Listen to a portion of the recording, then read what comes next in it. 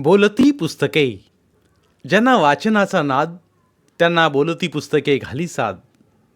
आमचं channel subscribe करा आणि सबस्क्राईब करायला इतरांनाही सांगा.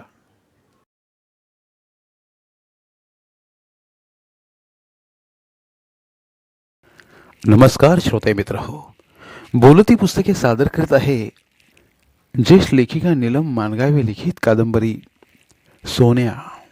प्रकरण 18. सोन्याला पकडून पोलीस गेल्यानंतर सुगंधाला हुंदका फुटला होता. आणि तू फाडून काढलं नाहीस त्याला? जा, चहा करता जा. लई शहाणी आहेस. सख्खी आई असल्यासारखी नाटकं करू नकोस. जयपालचं बोलणं ऐकताच तिने दुसरा हुंदका पदराच्या बोळ्यात जिरवला होता. कान फुटलं की काय? चहा कर म्हणतो ना. मा नवरा ओढताच तिने चहा करून दिला आणि माती देऊन आल्यानंतर मेलेल्याच्या नावाने आंघोळ करून चहा प्यावा तसा सोन्याच्या बापानं चहा पिऊन टाकला. बाप आहे की हैवान? सुगंधा मनात म्हणाली. देवानं कुठल्या मातीने घडवला असेल याला? पोटच्या पोराला पोलिसांनी नेलं आणि हा आपला मिशीतला चहा सुद्धा चाटून पितोय. शी शी, काय माणूस आहे हा? देवानं कसला नवरा माझ्या नशिबाला दिलाय हा? मी का लंगडी पांगळी होते का आंधळी बहिरी होते? का म्हणून माझ्या बापानं सोन्यासारख्या पुरीला बिजवराच्या गळ्यात बांधली? आणि तो बिजवर ही असा कसाही? कसा जन्म काढायचा आता? सोन्याची ही दुर्दशा. लोक तोंडात शेण घालू लागलेत. सावत्र आई म्हणून सगळा दोष माझ्याच माथे मारू लागलेत. पण मी तरी काय करू? मी कधीही सोन्याला सावत्र मानला नाही, पण सोन्यानं कधी मला आई मानलंच नाही. त्याला माया लावण्यासाठी कमी का प्रयत्न केले मी? पण सावत्र आई आणि त्या ध्रुवाची गोष्ट त्याच्या डोक्यात इतकी घट्ट बसली आहे की माझा चांगुलपणा कधी त्याला दिसलाच नाही. नेहमी सावत्र आई म्हणून तो अंतर ठेवूनच माझ्याशी वागला. यांना सांगून पाहिलं, संजूला सांगून पाहिलं, पण कुणाशी मिळतं जुळतं घेणं यांच्या स्वभावातच नव्हतं. आणि संजू, तो आपला अगं त्याच्या कलानं घे. लहान आहे अजून तो. तुला आई म्हणून स्वीकारायला त्याला जास्त दिवस लागतील. आपल्या आईला तो इतक्यात कसा विसरेल? जरा धीरानं घे, सगळं ठीक होईल. काळजी करू नकोस. हेच सांगत गेला. आणि आज काय झालं? हे सोन्याचं चांगलं झालं नाही. मी सोन्याची आई होऊ शकले नाही. माझ्या मातृत्वाला जिंकू शकले नाही. काय मिळवलं मी आयुष्यात? नवऱ्याचा राग, नवऱ्याचा मार, दुसरेपणीच्या बायकोचं निकृष्ट स्थान, सोन्याचा द्वेष, सावत्र आई हा काळा कुट्ट किताब, यापेक्षा काय मिळालं मला? संजूनं किती विरोध केला की बिजवराला ताईला देऊ नका म्हणून, पण बिजवराच्या बायकोचं दुःख पुरुषाला कसं कळायचं? बाप झाला तरी काय झालं, शेवटी एक हेकेखोर पुरुषच. संजूचं न ऐकता त्यांनी माझी गाठ बिजवराशी बांधून दिली. त्यांच्या स्वभावाविषयी, पहिल्या बायकोच्या संशयास्पद मृत्यूविषयी लोकांनी कमी का सांगितलं? पण नाही, लोक वाईटावर असतात असं म्हणून त्यांचं घर बसवण्यासाठी माझा बळी दिला. मला माझं वाईट वाटत नाही. शेवटी एक शेळी काय करणार? पण वाईट वाटलं ते सोन्याचं. आई पण हरवलेल्या पोरक्या पोराचं, त्याच्या भिरभिऱ्या डोळ्यांचं, कारुण्यानं भरलेल्या चेहऱ्याचं. तेव्हाच मनात ठरवलं की दिलेल्या बळीचं वरदान बनून जगायचं, सोन्याची आई होऊन दाखवायचं. पण नाही, नाही जमलं. सोन्यानं जमवूनच घेतलं नाही, त्याच्या बापानं जमवू दिलंच नाही. आणि आज तरी सगळं संपलं. माझा आई पण वाज ठरला. आज आई, भूक लागली, जेवायला वाढ.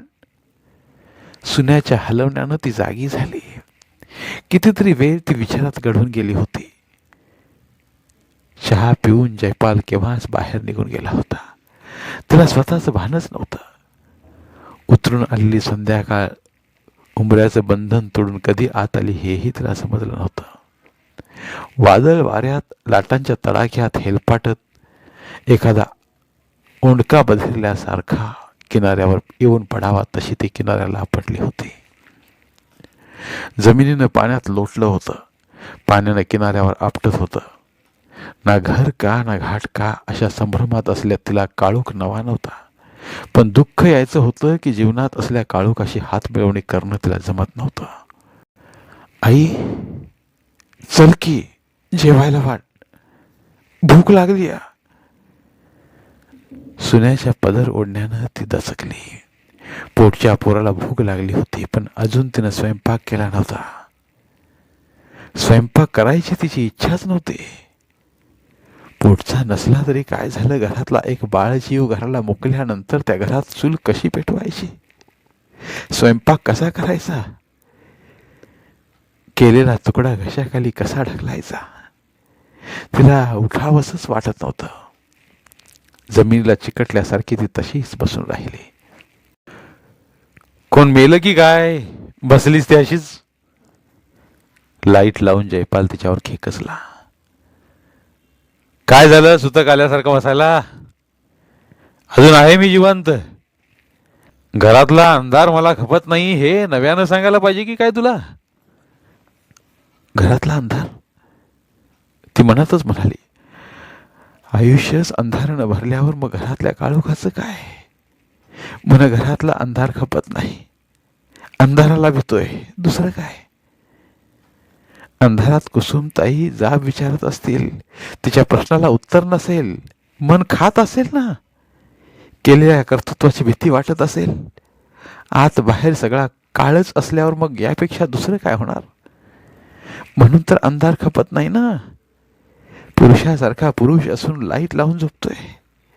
सोबत माणूस असल्याशिवाय रात्रीचा शेतावर जात नाही. ज्याच्या मनात प्रकाश असतो ना, त्याला बाहेरच्या काळोखाची भीती वाटायची गरज नसते. इथंच तर घोडा आणलंय, पण मग सांगणार कोण? भिंतीला डोकं आपटल्यावर कपाळ मोक्षाशिवाय दुसरं काय होणार? उठ उठ, जेवायला वाढ. ती जागची हल्ली नाही तसा. उठ म्हणतोय ना. तो पुन्हा खेकसला, पण ती ढिम्मच. तसा स्वयंपाक बिंपाक केलायस की नाही? तो ओरडला. ती पुन्हा गप्प. कुणाला विचारतोय मी? तिचा दगड झालेला. म्हणजे मी चहा पिऊन गेल्यापासून तू अशीच बसलीस तर? तिचा दगड आपल्यातच मिटलेला. अशी बोलणार नाहीस तू, थांब. तिच्या कमरेत लात घालून, लातचं भूत कंबर मोडल्याशिवाय बोलत नाही, तो म्हणाला. ती कळवळली. पुढ्यातल्या सुन्याच्या अंगावर कोलमडली. सुन्यानं गळा काढला. लाईटच्या प्रकाशातल्या काळोखानं तोंडावर बुरखा ओढला. अल्लाहू अकबर, अल्लाहू. 7:30 वाजता मशिदीतल्या मुल्लानं बांग दिली तसा. घे घे, देवाचं नाव घे आणि उठ, स्वयंपाकाला लाग, नाहीतर तोंड काळं कर, तो म्हणाला. पण मुल्लाच्या ओरडण्यात त्याचे शब्द गोठले. त्याचा बर्फ झाला. तिच्याही कलंडलेल्या दगडाचा बर्फ झाला. आई, भाकरी दे, भूक लागली या. सुन्या कळवळला. तिचा बर्फ वितळला, डोळ्यांतून वाहू लागला. ओल्या पाण्याच्या स्पर्शाने तिला जाग आली. उठून तिनं स्वयंपाक केला. स्वयंपाक होईपर्यंत सुन्याला झोप लागली. तिच्या जेवण्याचा प्रश्नच नव्हता. तो मात्र ढेकर येईपर्यंत जेवला. नवरा बायको, बाप मुलगा, नात्यांचा तिला अर्थ समजेनासा झाला. हा नवरा, हा बाप, की हा नुसता माणूस? एक माणूस, फक्त माणूस म्हणून असा असू शकतो, असा जगू शकतो? माणसावरचा तिचा विश्वासच उडू लागला. पोटच्या पोराला पोलिसांनी धरून नेलं. तो काय करत असेल? रडत असेल की झोपला असेल? तो जेवला असेल का तो?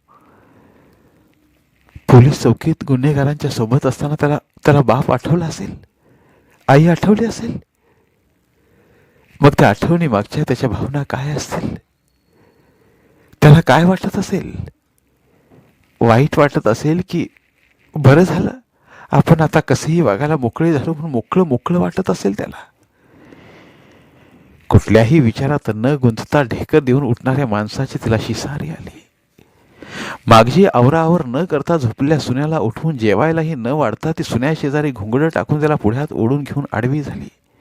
पोटात पाय घेऊन आपल्या इवल्याशा हाताच्या तळव्यावर डोकं ठेवून कचेरीतल्या भिंतीजवळ झोपल्या निरागस सोन्याची मूर्ती डोळ्यासमोर येताच तिच्या डोळ्यांना धारा लागल्या आणि अनेक राकट हात तिच्या शरीरावर पडला. शी, तिला शिसारी आली.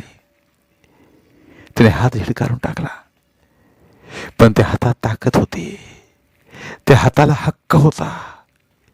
तिची धडपड व्यर्थ ठरली, ती लुटली गेली. होय, पतीकडून लुटली गेली. तिला स्वतःचाच तिरस्कार वाटला. वाटलं आपण कशासाठी जगतोय, आपल्या जगण्याचा अर्थ काय, आपण जगून काय करणार आहोत, हे काहीच नाही. मग जगतोय कशासाठी आपण? सुन्यासाठी. पण मोठा झाल्यावर सुन्या आपल्या बापासारखा झाला तर काय? तेव्हा तर आपण आई म्हणून काय करणार आहोत? तेव्हा तर आपण आई असू की फक्त असहाय्य स्त्री असू?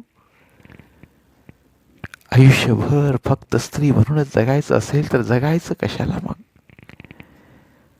असाच विचार सोन्याच्या आईनेही केला असेल का? ती दचकली. नाही नाही, असा विचार जरी मनात आला तरी मुठी एवढ्या पोराला सोडून कुठली स्त्री आत्महत्या करेल? मग सोन्याच्या आईची आत्महत्या की तो तिचा खूनच, नक्की खूनच. तिनं स्वतःचा स्वतः केलेला किंवा दुसऱ्यानं तिचा केलेला, पण तो खूनच होय. दुसऱ्याला मारता येत नाही म्हणून स्वतःला मारणं हाही एक खूनच. माणसानं विचार तरी किती करावा? विचाराचं ओझं पेलवेन असं होताच तिनं डोळे मिटले. डोळ्यानं पापण्या होत्या म्हणून ते मिटता आल्या, पण मनाचं काय, ते कसं मिटावं? ते मिटण्याची देवानं काही सोयच केली नसल्यामुळं मनाचा स्वैर संचार सुरू झाला.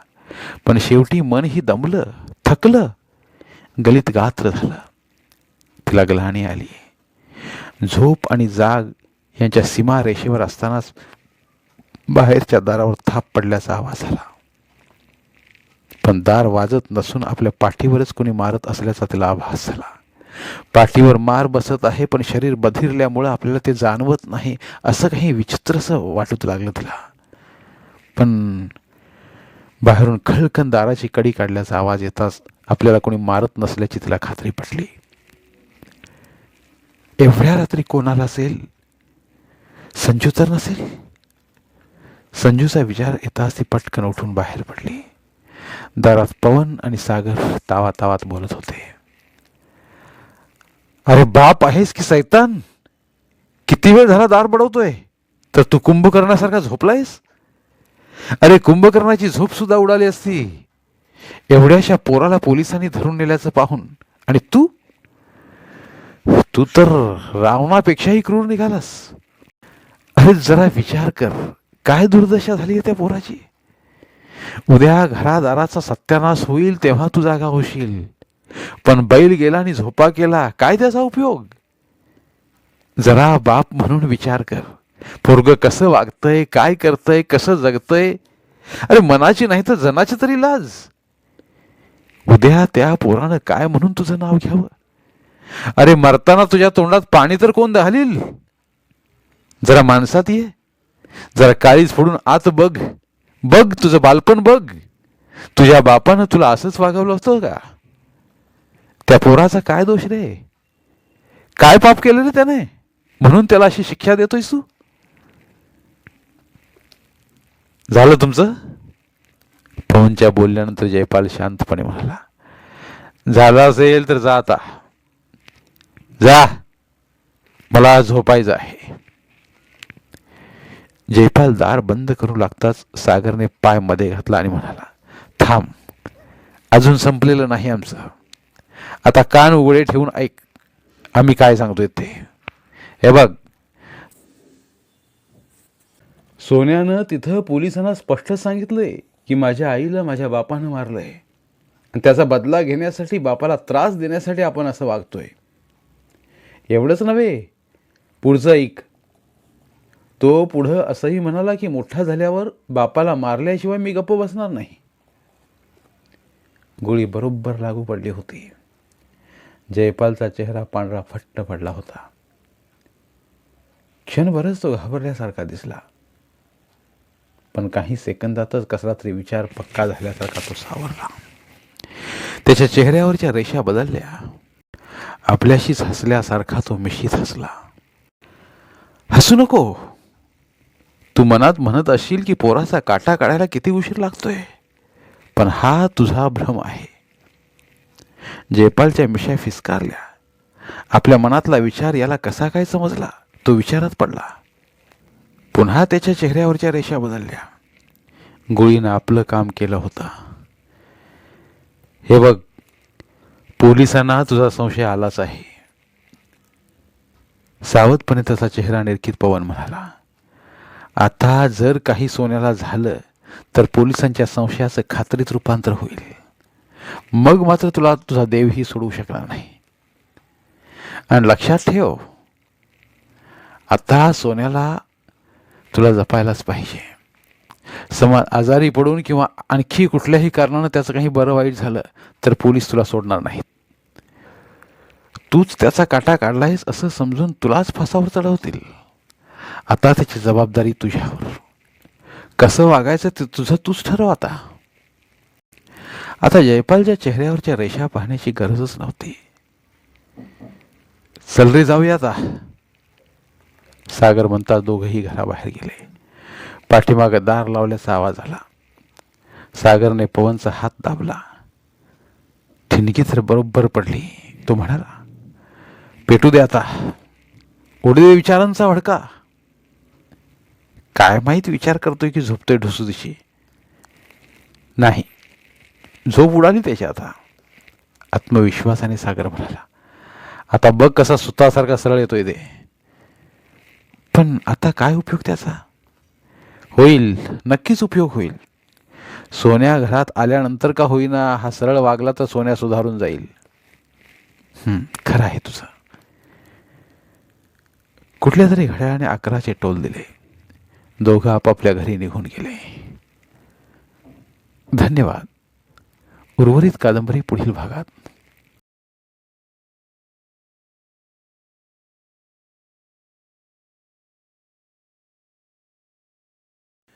धन्यवाद. प्रिय श्रोते मित्र हो, आपल्यासाठी एक आवाहन. आमच्या चॅनलच्या प्लेलिस्ट विभागात तुमच्यासाठी शेकडो कादंबऱ्यांचे ऑडिओ बुक्स उपलब्ध आहेत. तिथे प्रत्येक कादंबरीचे सर्व भाग एकत्रित मिळतील. त्यामुळे सध्या सुरू असलेल्या क्रमशः कादंबरीच्या पुढील भागासाठी वाट पाहण्याची गरज नाही. तुमच्या वेळेनुसार तुम्ही संपूर्ण कादंबरी सलगपणे ऐकू शकतात आणि साहित्याचा आस्वाद घेऊ शकता.